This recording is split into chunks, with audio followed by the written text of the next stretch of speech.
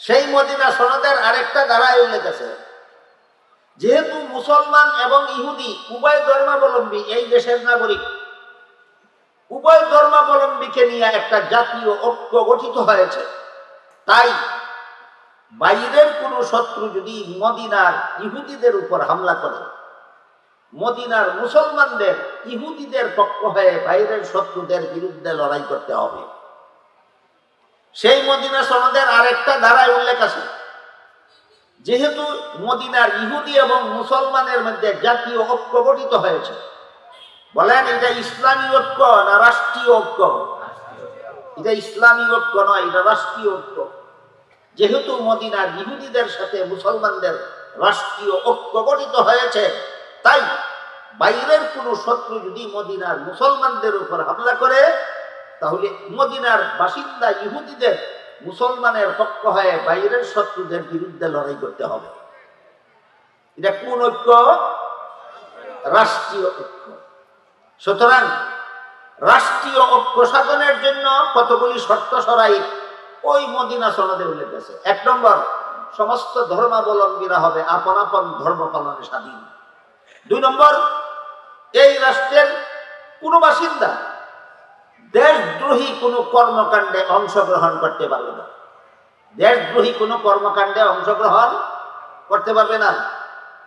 দেশদ্রোহী যত কর্মকাণ্ড আছে এর মধ্যে একটা হলো দেশের জনগণকে তাদের ন্যায্য অধিকার থেকে বঞ্চিত করা, এটা একটা দেশদ্রোহী কর্মকাণ্ড।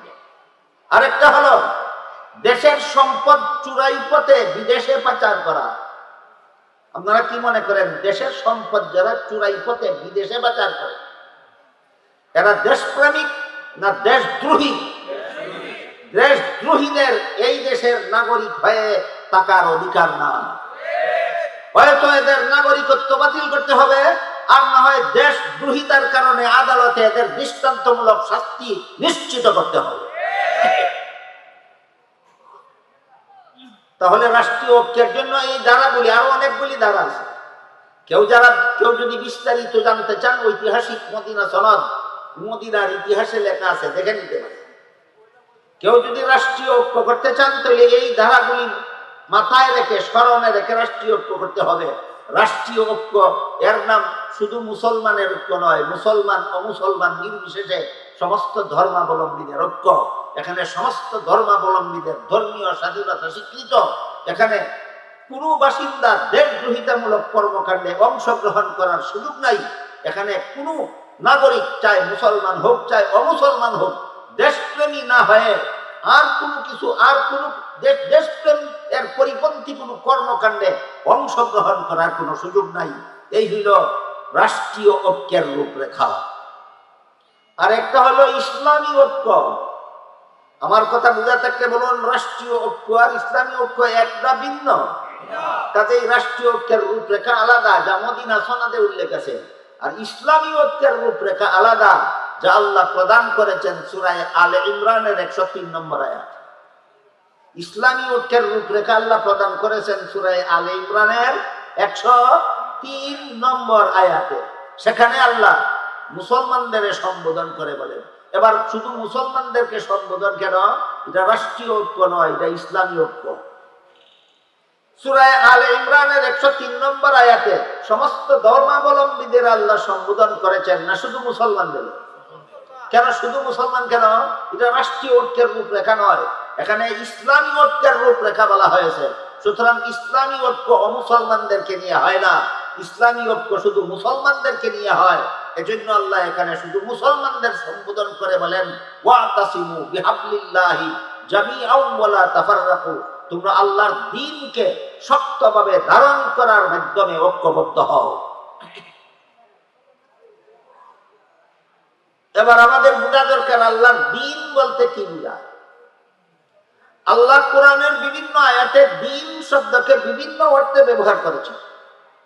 এর মধ্যে সূরা শুরার 13 নম্বর আয়াতে আল্লাহ বলেছেন আকিমুদ্দিন। এখানে দ্বীন শব্দটাকে আল্লাহ ইসলামের সহি আকীদা অর্থে ব্যবহার করেছেন, ইসলামের বিশুদ্ধ মতবাদ অর্থে ব্যবহার করেছেন। আয়াতের অর্থ হলো, হে মুসলমানেরা, তোমরা ইসলামের সহি আকীদায় অটল থাকো, ইসলামের বিশুদ্ধ মতবাদে অটল থাকো। আয়াত কেন নাযিল করেছিলেন? কারণ নবীর যুগেও এমন কিছু লোক সমাজে ছিল যারা দাবি করত তাদের ধর্ম ইসলাম, কিন্তু মতবাদ ছিল ভ্রান্ত। ইসলামের নামে ভ্রান্ত মতবাদ পোষণ করত নবীর যুগেও কিছু লোকে। এদের প্রতিবাদে আল্লাহ আয়াত নাযিল করে বলেন, সত্যই যাদের ধর্ম ইসলাম তারা ভ্রান্ত মতবাদে বিশ্বাসী হতে পারে না। ধর্ম যাদের ইসলাম এদের জন্য উচিত ইসলামের বিশুদ্ধ মতবাদে অটল থাকা। আমাদের বর্তমান সমাজেও এমন যথেষ্ট পরিমাণ ব্যক্তি এবং যথেষ্ট পরিমাণ দল খুঁজলে পাওয়া যাবে যারা দাবি করে ধর্ম তাদের ইসলাম, কিন্তু মতবাদ ভ্রান্ত।